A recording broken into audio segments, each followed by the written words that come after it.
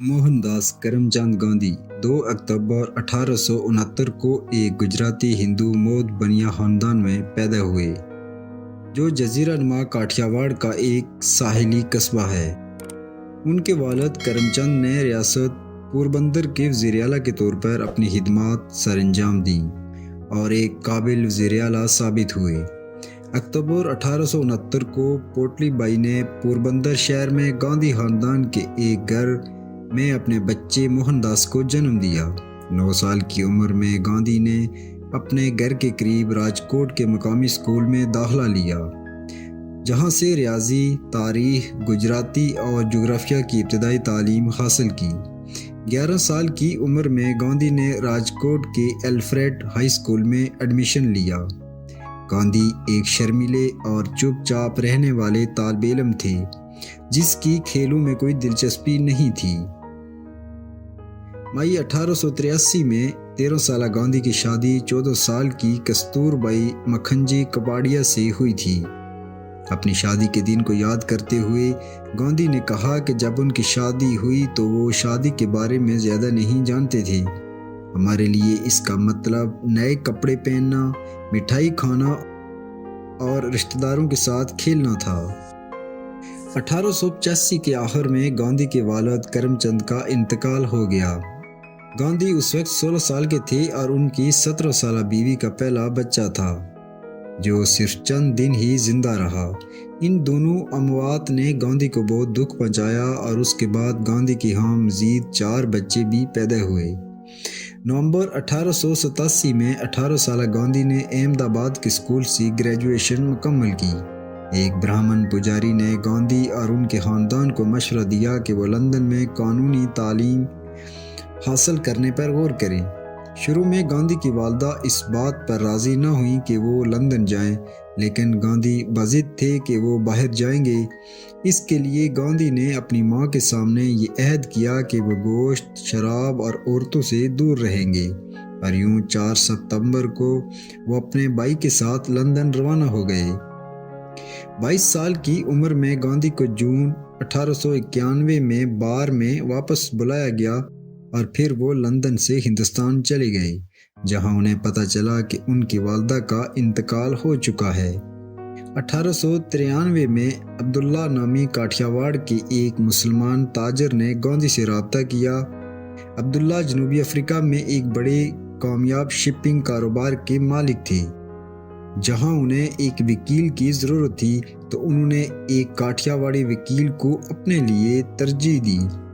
चुनाचे गांधी ने इस सफ़र को कबूल किया, ये जानते हुए कि यह मायदा 1 साल का है।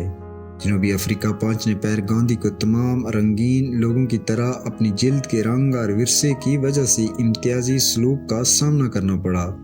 एक दफ़ा का जिक्र है कि गांधी को एक मुसाफिर कोच में यूरोपीय मुसाफिरों के साथ बैठने की इजाज़त नहीं दी गई और ड्राइवर के करीब फर्श पर बैठने को कहा गया, लेकिन गांधी के इनकार करने पर उसे मारा पीटा गया। जबकि एक दफ़ा गांधी को ट्रेन की फर्स्ट क्लास न छोड़ने पर उन्हें ट्रेन से बाहर फेंक दिया गया। गांधी सारी रात ट्रेन स्टेशन पर बैठे सर्दी से कांपते रहे और ये सोचते रहे कि क्या उन्हें हिंदुस्तान वापस जाना चाहिए या फिर अपने हुकूक के लिए एहतजाज करना चाहिए। चुनाचे गांधी ने एहतजाज किया और उसके अगले दिन उन्हें ट्रेन पर बैठने की इजाज़त दी गई। एक और वाक़े में डरबन की अदालत के मजिस्ट्रेट ने गांधी को अपनी पगड़ी उतारने का हुक्म दिया, जिसे उन्होंने करने से इनकार कर दिया। जनूबी अफ्रीका में हिंदुस्तानियों को अवामी फुटपाथ पर भी चलने की इजाज़त न थी।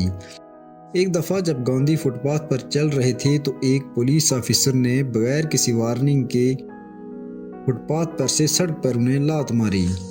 गांधी ने जनूबी अफ्रीका में हिंदुस्तानियों के साथ होने वाले इम्तियाजी सलूक पर भरपूर एहतजाज किया।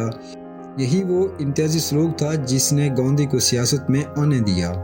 नोबल इनाम याफ्ता नेल्सन मंडेला के मुताबिक बरसों बाद गांधी और उनके साथियों ने नस्ल परस्ती की मुखालफत करते हुए अफ्रीकियों की मदद की। गांधी 1915 में हिंदुस्तान वापस गए। गांधी ने इंडियन नेशनल कांग्रेस में शमूलियत इख्तियार की और कांग्रेस की क़यादत की। 26 जनवरी 1930 को इंडियन नेशनल कांग्रेस ने हिंदुस्तान की आज़ादी का ऐलान कर दिया। अंग्रेज़ों ने इस ऐलान को तस्लीम करने से इनकार किया گاندھی کی پہلی بڑی کامیابی 1917 میں بہار میں چمپارن ایجیٹیشن کے ساتھ ہوئی۔ چمپارن ایجیٹیشن نے مقامی کسانوں کو ان کے زیادہ تر برطانوی ذمہ داروں کے خلاف کھڑا کر دیا، جنہیں مقامی انتظامیہ کی حمایت حاصل تھی۔ کسانوں کو انڈیگو پھیرا اگانے پر مجبور کیا گیا۔ کسانوں نے آشرم میں گاندھی سے ملاقات کی اور عدم تشدد کی بنیاد پر عمل کرتے ہوئے انتظامیہ کو حیران کر دیا اور حکام سے رعایتیں بھی حاصل کیں۔ 1919 میں گاندھی نے وائسرائے ہند کو خبردار کیا کہ اگر انگریز رولٹ ایکٹ پاس کرتے ہیں تو وہ ہندوستانیوں سے سول نافرمانی کی تحریک کا آغاز کریں گے۔ برطانوی حکومت نے اسے نظر انداز کیا اور قانون پاس کر دیا۔ اس کے بعد ستیہ گرہ سول نافرمانی کی تحریک شروع ہوئی۔ 30 مارچ 1919 کو برطانوی حکومت نے احتجاج کرنے والے غیر مسلح لوگوں پر گولی چلائی جو پرامن تھے۔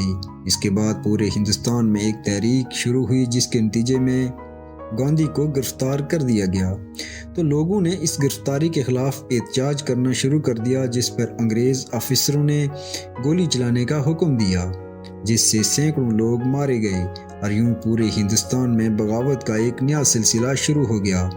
گاندھی نے لوگوں کو پرامن رہنے اور برطانوی مصنوعات کا بائیکاٹ کرنے کو کہا اور سرکاری اداروں عدالتوں کا بائیکاٹ کرنے کی اپیل کی۔ گاندھی کو 1922 میں گرفتار کیا گیا اور 6 سال کی سزا سنائی گئی۔ گاندھی کے خلاف چرچل کی تلخی 1930 کی دہائی میں اور بڑھ گئی۔ انہوں نے گاندھی کو برطانوی سلطنت کے لیے خطرہ قرار دیا۔ گاندھی نے انگریزوں کے ہر ظلم کو برداشت کیا، لیکن ہندوستان کی آزادی کے لیے جدوجہد جاری رکھی۔ گاندھی نے دوسری جنگ عظیم میں کسی بھی ہندوستانی کو شرکت کرنے کے خلاف مہم چلائی، لیکن ان کی کوششوں کے باوجود 2.5 ملین سے زیادہ ہندوستانیوں نے رضاکارانہ طور پر اس جنگ میں شرکت کی۔ 1942 میں ممبئی میں ایک تقریر کے دوران انگریزوں سے ہندوستان چھوڑنے کا مطالبہ کیا گیا۔ برطانوی حکومت نے اس ہندوستان چھوڑو کی اس تقریر کے فوراً بعد رد عمل ظاہر کیا اور گاندھی کے تقریر کے چند ہی گھنٹوں کے اندر انہیں اور ان کے ساتھیوں کو گرفتار کر دیا، لیکن ساتھ ہی ہندوستانیوں نے کرو یا مرو کی تحریک کا آغاز کر دیا۔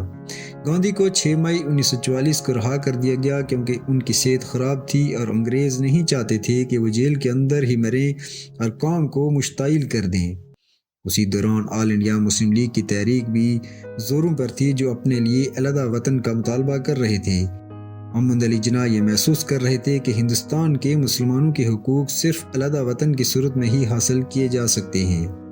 گاندھی نے محمد علی جناح کو منانے کی بہت کوشش کی، لیکن ہندوستان کے مسلمانوں کا ایک ہی مطالبہ تھا کہ وہ اپنے لیے علیحدہ وطن چاہتے ہیں۔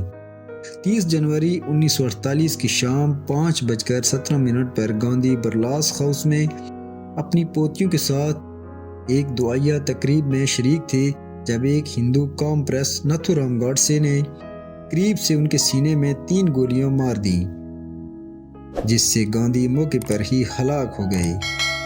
یوں ہندوستان کی تاریخ کا یہ درخشاں ستارہ اپنے انجام کو اپنے ہی لوگوں کے ہاتھوں پہنچ گیا۔